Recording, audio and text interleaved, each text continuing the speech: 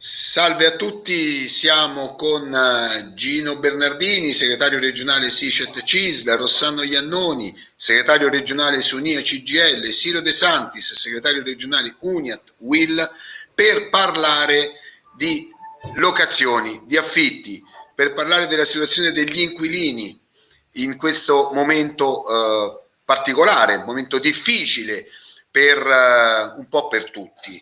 Innanzitutto volevo sapere, è stato prorogato il blocco, chi di voi risponde, poi me lo direte, è stato prorogato il blocco degli sfratti, ma vi state preparando per il futuro, cioè per quando prima o poi dovranno ripartire gli sfratti? Posso? Vai. Allora, sì, gli sfratti sono stati rimandati, sono stati bloccati fino al 30 di giugno. Sì. No. In prima battuta forse si pensava, e noi eravamo contrari, di fare due categorie, quelle prima del Covid che erano già morosi, farli scattare al 30 di marzo, e quell'altri che invece sono stati morosi dopo il Covid, cioè durante il Covid, al 30 di giugno. Abbiamo detto che la situazione attuale è difficoltosa per tutti, chi prima e chi dopo sta in una situazione di difficoltà. Noi non è che abbiamo chiesto solo il blocco degli sfratti, abbiamo chiesto al governo, alla regione, a tutte le istituzioni che operano in questo parte sociale, diciamo così, no? Abbiamo chiesto intanto come hanno dato i ristori a altre categorie, abbiamo chiesto che in questa situazione capiamo anche i proprietari che in effetti vogliono dire bloccare lo sfratto, quindi significa bloccare purtroppo anche la riscossione dell'affitto, di dare un ristoro ai proprietari almeno per un anno, no? Certo. Almeno per un anno.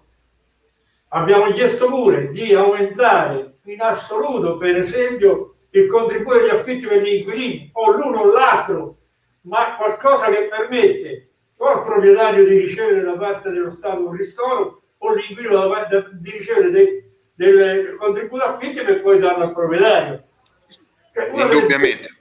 E in più abbiamo detto, in questo paese non può essere sempre uno stato di emergenza, non può essere uno stato ogni volta che c'è stata qualche cosa, c'è un'emergenza, e invece di fare una politica seria, ma seria, di programmazione dell'edilizia pubblica, di un'edilizia che permette in situazioni particolari come questa di fare almeno casa a casa, cioè questi certo.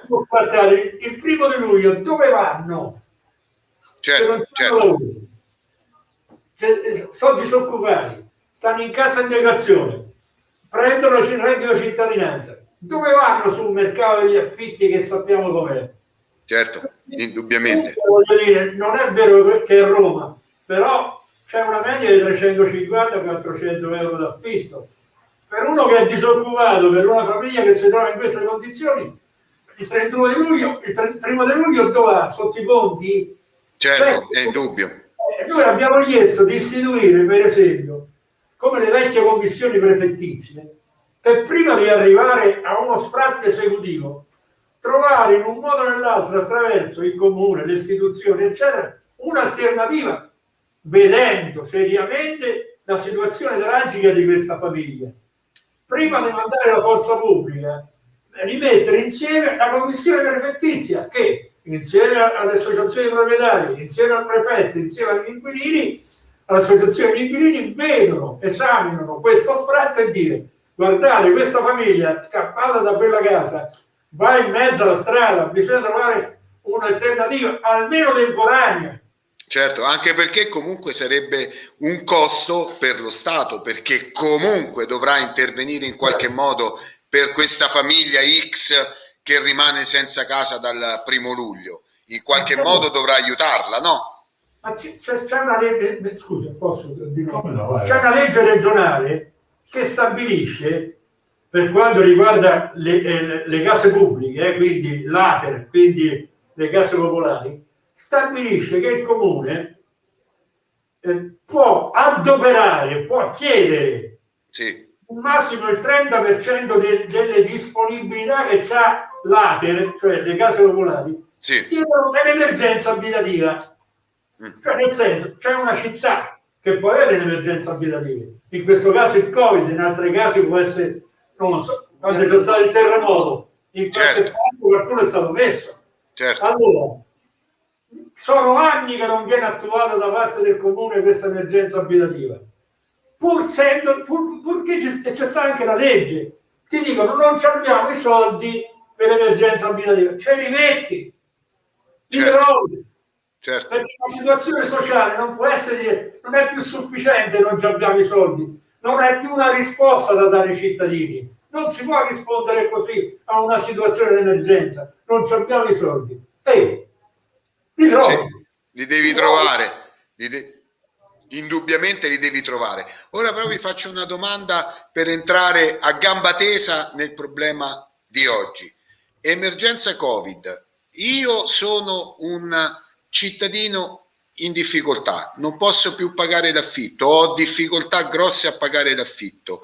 Quali sono gli strumenti attuali che posso utilizzare per avere un minimo di aiuto, non per essere sfrattato, per pagare l'affitto al mio proprietario, che anche lui conta su quelle entrate?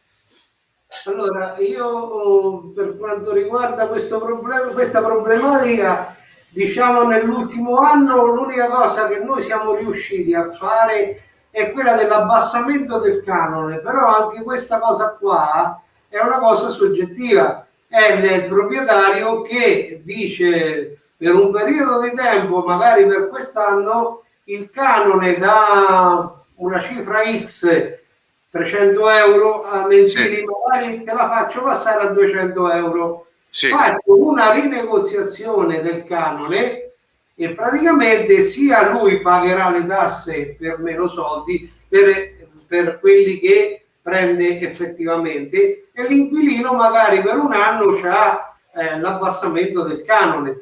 Però questa cosa, cioè, noi l'abbiamo fatta, io in questo territorio ne ho fatte diverse, specialmente per gli studenti. Parliamo anche degli studenti che sia per Terni che per Narni, per le due facoltà che vanno alla grande, praticamente gli studenti si sono trovati, andare via per l'emergenza Covid, poi sono stati bloccati nelle loro regioni e non sono potuti più tornare. Allora quei 3-4 mesi che magari sono stati fuori hanno dovuto pagare il canone, la retta, e loro non standoci qui. Allora con i proprietari è stato fatto questa richiesta di abbassamento, però non tutti i proprietari sinceramente fanno questa operazione, e ecco perché è uno dei problemi che adesso ci sarà, e a queste persone non servirà l'abitazione aggiuntiva da parte magari dell'ATER, ma quello che serve un contributo per poter bypassare questo periodo. C'è anche un'altra cosa. Anche un'altra cosa. L'ultima, non so se è l'ultimo decreto Covid oppure credo che sia però l'ultima finanziaria, quella del 2021, prevede, sono stati finanziari del denaro che prevede che il proprietario possa ricevere il 50% da parte dello Stato della riduzione dell'affitto. Allora faccio l'esempio, però per un massimo l'intervento dello Stato è di 100 euro al mese, quindi 1.200 euro l'anno. Per poter arrivare al massimo significa la riduzione di 200 euro al mese, il 50% lo mette lo Stato, il 50% ovviamente è il beneficio che il proprietario mette. Qual è il problema? Ancora non ci stanno i decreti attuativi, cioè c'è, però sono stati finanziati, si tratta di... E un altro incognita è che, da quello che sappiamo, se hanno finanziato 300 milioni in tutta Italia, arrivati ai 100 milioni non si sa se io ho fatto questo sgravio, sono sicuro di ricevere il famoso 50% da parte dello Stato. Ma questo è un problema comune che hanno per esempio nel decreto ristori per quanto riguarda le attività commerciali, perché mancano i decreti attuativi e non si riesce ad avere i soldi che comunque uno deve avere. Esatto. Anche sugli affitti commerciali sono stati fatti attraverso anche i decreti di PCM del Presidente del Consiglio. Sono stati presi provvedimenti per quanto riguarda l'intervento, specialmente sui contratti commerciali, perché voglio dire, quella forse è la parte più colpita a livello economico, visto che è un'attività lavorativa comunque. È chiaro che un bar che chiude, un bar che lavora al 30% e magari il resto, l'affitto, la luce, il gas, la manodopera magari viene coperta dal sistema della CIG, però sinceramente voglio dire, qui bisogna intervenire. Io dico, almeno gli interventi sono stati, però con il tempo giusto, perché se no rischiano veramente sulla carta e anche con la documentazione, sicuro, perché ricordiamoci che c'è stato il ristoro dei canoni dell'anno 2020 che chiedevano il reddito del 2019, che c'entravano, non ho capito, col Covid che ancora non c'era stato, e praticamente non hanno voluto applicare l'ipotesi l'ISEE ipotetico che avrebbe invece risolto il problema. Allora la persona che nel 2019 aveva il suo lavoro e stava tranquillo e aveva un ottimo reddito non poteva accedere ai ristori, anche se nel 2020 gli avevano chiuso la fabbrica per il Covid e l'avevano messo. Quindi abbiamo mandato in giro dei soldi, perché poi sostanzialmente sono stati dati pure, ancora non gli hanno dato niente, però diciamo che li dovrebbero aver assegnati. Comunque abbiamo fatto un bando che non rappresentava la problematica, ma l'abbiamo fatto solo perché per far vedere che noi qualcosa facevamo, e questo onestamente non è utile né a loro che governano e nemmeno a noi che subiamo il loro governo. Perché chiaramente ci siamo trovati che con quei redditi parecchie persone che oggi non avevano di che vivere avevano un reddito di 18, 19, 20.000, 21.000 euro e oggi non hanno dovuto vivere, e quelli non hanno potuto fare la domanda. Ma adesso sono cambiate perché e anche la tempistica, no? Per farti capire, il bando che è partito a giugno 2020 ad oggi, 1 marzo 2021, ancora la regione deve erogare queste cifre. Ti do un altro elemento: su regionali, su 570 domande, penso Terni, contributo affitto Terni, 170 domande sono state accettate in media 150. Dunque sembrava tutto sinceramente che è come la volpe che non arriva lì, no? All'uva, cioè hanno fatto qualcosa che pubblicamente rappresentava il bisogno, ma che sostanzialmente con la normativa l'hanno reso inaccessibile. Esatto. Purtroppo non è quello che ci aspetteremo dal governo della regione. Noi siamo comunque sempre perché delle regole per prendere i soldi ci devono stare, no? Certo. Ci devono stare. Se si stabilisce che non devi superare un reddito, non si deve superare. Se si stabilisce che devi essere residente dentro la regione almeno da 5 anni, no? Così come stava scritto, va benissimo. Però è il meccanismo che quando si fanno le domande bisogna inserirle per via email, bisogna poi dichiarare che è stato fatto, cioè una serie di controlli e una serie di situazioni che il cittadino comune non è ancora in grado di fare. Cioè le domande per via email, spedirle eccetera eccetera, le sanno fare il 20%. Fare domande per il contributo affitti o so persone anziane o so persone purtroppo anche di una certa scolarizzazione, non è non è il mondo di girare che vive dentro a chi c'ha lo sfratto, chi c'ha bisogno. Certo. Cioè, sono famiglie, sono debolmente economiche perché fanno lavori umili e perché hanno una certa età o sono pensionati. Per cui fare tutto per via meglio questo cavolo di mondo virtuale va bene per 30%, per quell'altro 50% lo tagliamo fuori e sono i bisognosi. Poi se gli dici al comune, guardate che siccome questi non sono capaci a farlo, dategli la mano voi, c'è l'ufficio del cittadino, come si chiama? Portare del cittadino. Si dicono no, ma devono organizzazioni sindacali segnali.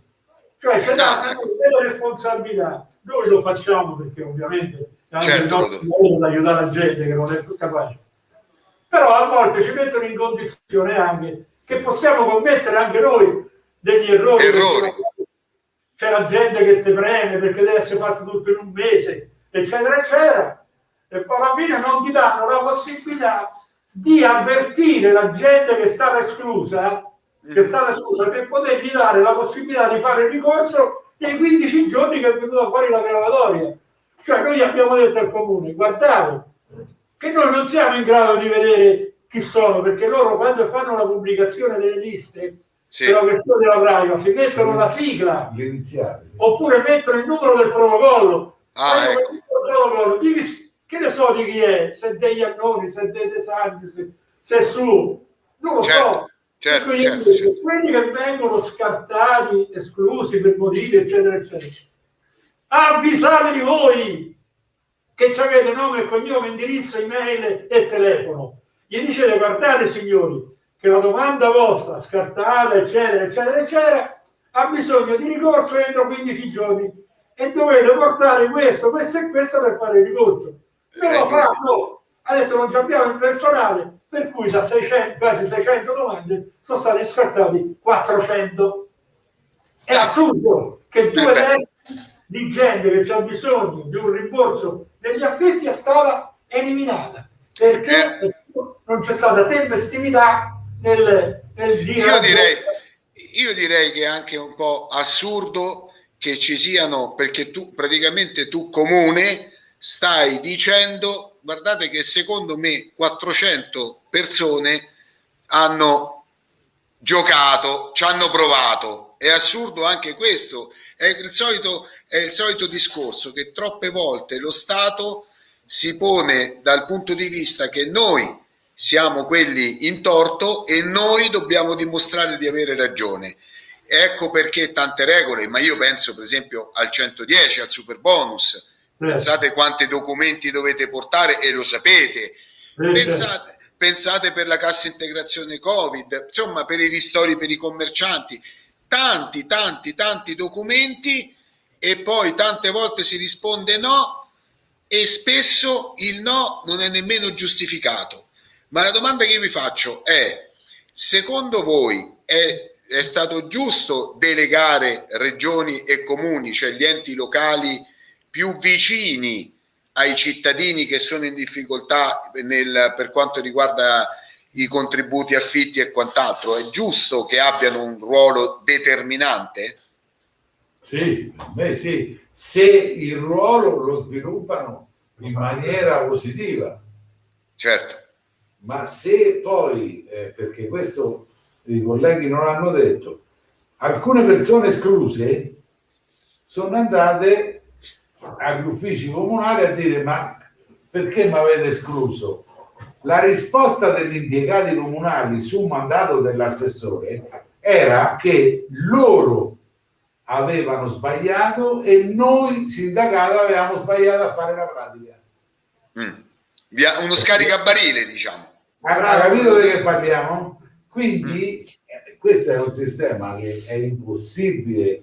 Cioè noi pur avendo notato le particolarità, le peculiarità delle domande, avendo pubblicamente detto che erano sbagliati i criteri, ci siamo comunque messi a disposizione della cittadinanza tutta per dare l'opportunità a queste persone di accedere a questi fondi e poi dopo non ci hanno dato ausilio e ci hanno anche alla fine poi dato contro perché eravamo noi quelli che avevano sbagliato. E quelli cattivi eravate. È veramente il contrario della collaborazione fra Stato sociale e politica. No, ma se non ci mettono nelle condizioni di poter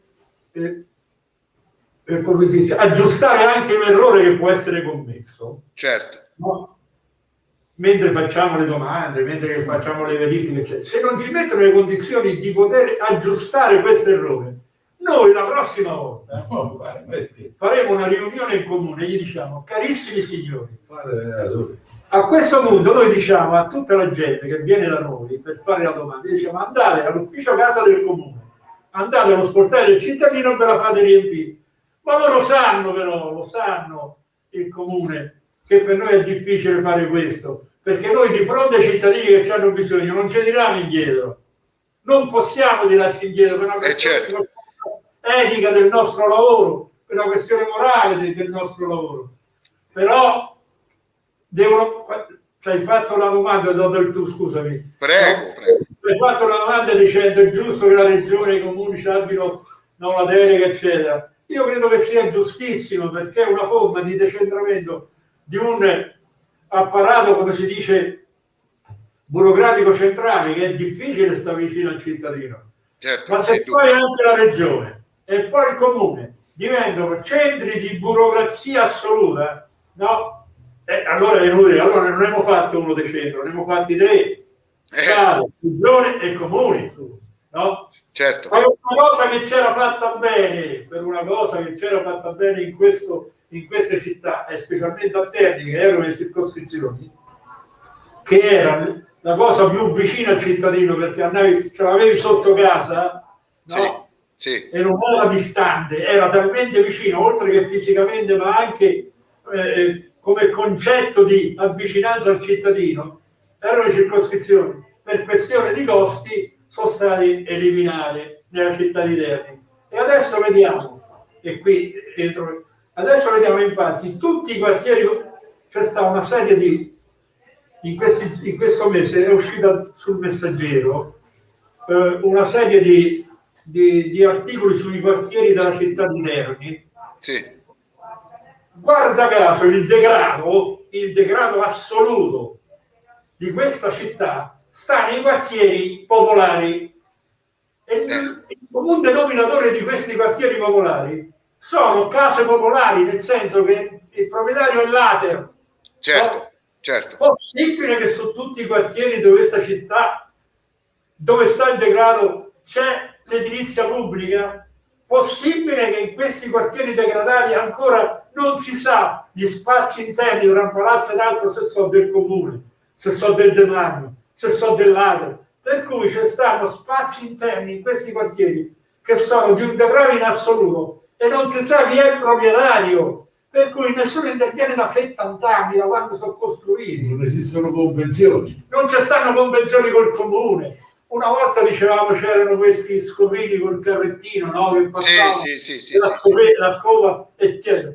Sono 50 anni che non ci stanno, sono 50 anni che non si puliscono i quartieri. Ma c'erano i pensionati, non vi ricordate i pensionati col contributo a 300 euro che tenevano pulito il quartiere? Erano pensionati a basso reddito, certo. Prendevano questi 300 euro, erano persone che a basso reddito, quindi vivevano lì, e quelle persone tenevano il decoro del quartiere con perlomeno un aiuto anche a quella famiglia. Hanno tolto anche quello. Cioè, è un lavoro socialmente utile ante litteram, era questo. Sì. Non ci stanno, come si dice, non ci sono più i presidi in questi quartieri. O poi per la crisi economica non ci stanno più negozi, non ci stanno più bar, circoli, non ci stanno. È indignitoso il negozio con l'erba a metro davanti al negozio tuo, per cui non ci stanno i presidi che c'erano una volta, no? Certo. I cittadini partecipavano, per cui diventa tutto così. Oramai la gente se ne è fatta una ragione, vive la mattina, si alza, vive il degrado, diventano quartieri dormitori e basta. non si può dare solo la casa e il quartiere deve essere vissuto, non è più sufficiente dire mi hanno assegnato una casa popolare, no, mi devono assegnare una casa popolare, mi devono assegnare la mia vita sociale all'interno del quartiere, devi organizzare tutto quello che è necessario perché diventa dignitoso viverlo, la casa e il quartiere, no così. Pago l'affitto, dormo e basta, insomma, via. Allora, vi faccio... che le 300 euro Sì, che prima si davano agli anziani, questa è una cosa importante, ora stiamo dando da 700 a 900 euro del reddito di cittadinanza a persone che potrebbero collaborare in questo senso col comune. Ma non si fanno gli accordi. Ma non lo fanno. certo. Ma i soldi comunque si danno. Certo, io vi faccio una ultima domanda. Questo clima così, un po' di degrado, un po' di abbandono, queste difficoltà che mi avete raccontato nel compilare le domande, è comune a tutta la provincia di Terni? Sì, sinceramente sì. È comune a tutta l'Umbria, che è anche una delle migliori come servizi sociali, è una delle migliori d'Italia. Non siamo noi, diciamo, a livello delle regioni che hanno grossi problemi di occupazione, abusivismo, cioè noi non gestiamo a questi livelli. Abbiamo sempre comunque collaborato, e questo lo ribadisco, sia con la regione che con le loro commissioni, che con i comuni. Abbiamo comunque sempre collaborato per il bene ultimo, che è quello di una regione vivibile e dignitosa. Ma purtroppo gli interlocutori sono interlocutori che oserei dire ci meritiamo, perché li votiamo. Certo. No, scusa, volevo aggiungere un attimino un altro dato che secondo me è anche importante per le cifre che erano state stanziate per questo bonus. Si parla di oltre 250.000 euro e diciamo c'è gente che è riuscita a percepire quelle poche persone che sono rientrate hanno percepito anche 3.900 euro di rimborso, piano piano a scalare fino a 300 euro. Tantissime persone, quando hanno visto il momento che, cioè praticamente si andava allungando tutta la cosa, hanno preso quei soldi attraverso il 730, perché erano due le opzioni: o tu il rimborso lo prendevi tramite il 730 oppure aspettavi il bonus. Certo. Quando ho visto che entro novembre, cioè giugno, settembre, non lo so, c'era stata la 730, quei soldi se li sono presi da lì, quantomeno quelle 400-500 euro cada uno se le sono riprese. E poi non abbiamo ancora i dati degli altri comuni, Orvieto, Amelia, Narni, che anziché fare la domanda online attraverso noi e con la marca da bollo, perché secondo me anche questa cosa su un bando, un bonus che io al cittadino gli domando anche 16 euro di marca da bollo, sinceramente la vedo un po', no? Una cosa un po' indegna. Gli altri comuni, il cittadino andava là direttamente al comune e lì gli facevano la domanda, la consegnavano cartacea con tutta la documentazione. Qui abbiamo dovuto inserire tutti quanti i dati noi. Parte sbaglio sicuramente l'abbiamo fatto pure noi, come diceva il collega Iannoni, ma la gente è venuta tantissima, perché appena hanno saputo del bando sono arrivati tutti quanti. Allora a quello gli manca un documento, a quello un altro. Abbiamo fatto un primo screening che ci hanno bocciato oltre 300 domande, abbiamo fatto i ricorsi e lì un'altra volta, no? Insomma, è stata fatta un po' male. Un'ultima cosa, poi lascio la parola a loro, volevo dire, io capisco che anche il comune da una parte si è trovato in difficoltà per un'altra serie di ragioni, che da 7-8 mesi, 10 mesi a questa parte che stanno talmente tantissimi bonus per quello, per quell'altro di sopra, i comuni si sono incartati. Effettivamente non ci avranno anche loro il personale per seguire tutto quanto, perché è diventato tutto un bonus. Sì, è vero. Però un minimo di attenzione per la casa, perché comunque la casa è veramente il bene primario. Senza casa non si ha dignità, prima di tutto. Posso chiudere una cosa? Prego. Ci ponei la domanda se questo succede in Umbria, nei comuni, eccetera, no? Come per dire se vale per tutto il territorio. Io dico, in Umbria stiamo peggio di altre regioni e ti spiego perché. Però stavo parlando sempre di povera gente, quindi parliamo degli assegnatari delle case popolari. Certo. Che in questi ultimi 2 o 3 anni, ti voglio dare un dato, dentro le case popolari si pagava fino al 2019 in base al reddito di ogni famiglia, che era la cosa più equa, cioè io pago in base al reddito e la cosa era giusta. Guadagnavo, mi davano 5.700 euro di pensione, pagavo 50 euro, 40 euro. No, 25.000 euro di reddito, pagavo 250, era circa il 10-12% del mio reddito. Che è successo in questa benedetta Umbria? No? Che quello che hanno fatto in Italia viene applicato solo da 3 regioni, che poi stanno ripensando al metodo. Hanno cambiato il metodo di calcolo non più con il reddito imponibile, ma con l'ISEE. L'ISEE normalmente lo si chiede allo Stato perché io voglio un servizio che lo Stato. Esatto. Io voglio la riduzione della mensa per mio figlio che va a scuola perché dimostro che non ho i soldi per pagarla. No? Benissimo. Chiedo un servizio allo Stato e quindi mi dici dammi l'ISEE, fammi vedere se tu se tu rientri, certo.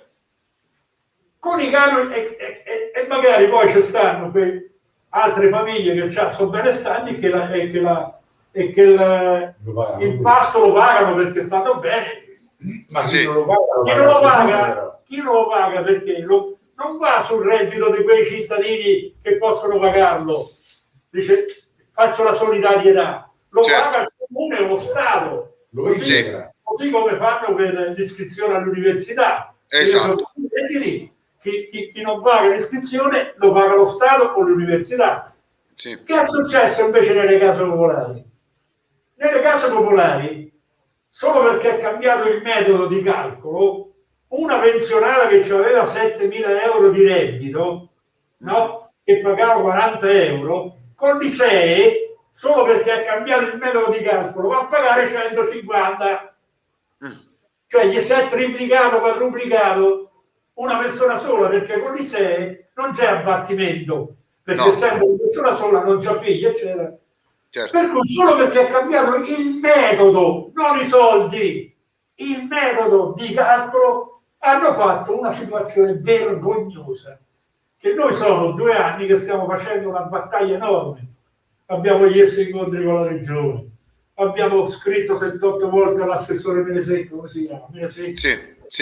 Per dirgli guardate che state facendo un brodo. C'è giunta voce forse dopo 2 anni che, visto che hanno combinato una cosa obbrobriosa, forse con tanti forse, visto che adesso noi entro una settimana, il massimo quest'altra, faremo un articolo sul giornale dove diremo tutto quello che pensiamo. Intanto lo diciamo a te grazie e siamo contenti di farlo, ma di sistemare forse c'è sta questa voce che ci ripensano, perché in effetti anche sto mese che sono venuti gli affitti per le nuove case, per le case popolari, per gli inquilini, cioè ci sta che c'è voluto un aumento del 30, 40, 50 euro che non ha modificato nessun reddito rispetto all'anno precedente, è solo perché c'è un sistema di calcolo sbagliato, cioè in base all'ISEE. Noi vogliamo che si ritorni ai vecchi metodi dell'imponibile, che vada bene che dal 1996, che c'era la vecchia legge che si calcolava sui redditi imponibili, che ha dato sempre agli istituti casa popolari, prima di Terni e di Perugia, ora è diventato regionale, la garanzia di avere un bilancio sempre in attivo. Noi siamo la regione in tutta Italia che paghiamo più reddito, più caro di tutta Italia. Siamo la regione dove si paga il canone più alto. Adesso con il nuovo metodo stiamo a 140 euro mensili di media, dove la grande Milano, la Lombardia, il Veneto, la Toscana, l'Emilia, tutte le altre regioni pagano meno di noi come media. Quindi è un obbligo in una situazione dove è una regione di vecchi, una regione di pensionati, si accanisce contro queste persone. Ma l'accanimento viene da una istituzione che sono le case popolari e dalla regione, perché la legge l'ha fatta la regione. Certo.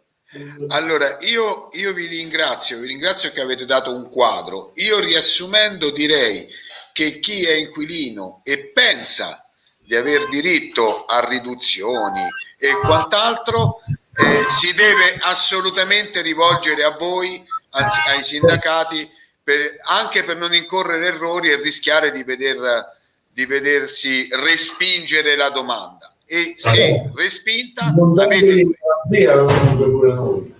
Certo. Perché la garanzia, se la garanzia ce la dà il comune, noi la possiamo girare. Cioè, certo, se ci danno l'opportunità che le nostre domande ci vengono esplicitate e ci danno modo di poter capire dove abbiamo sbagliato e certo. di modificarle, sì. Altrimenti, se noi sbagliamo con questo sistema oggi, e purtroppo non abbiamo modo di poterli aiutare ufficialmente in regola, mi capisci? Certo. Allora io ringrazio Gino Bernardini, segretario regionale SICET, Rossano Iannoni, segretario regionale Sunia, Siro De Santis, segretario regionale Uniat. Vi ringrazio per essere stati miei ospiti, i nostri ospiti, per aver spiegato qual è la situazione, le criticità e averci dato poi uno spaccato di una realtà, la realtà dei più deboli, che è quella che a noi interessa di più, di difendere per quanto possibile, laddove possibile, sempre chi ha difficoltà ed è più debole, ha meno strumenti per combattere, soprattutto in questo momento di difficoltà. Grazie ancora e alla prossima, e aspetto a questo punto il vostro comunicato sulla situazione. Va bene. Grazie. Grazie, arrivederci. Arrivederci.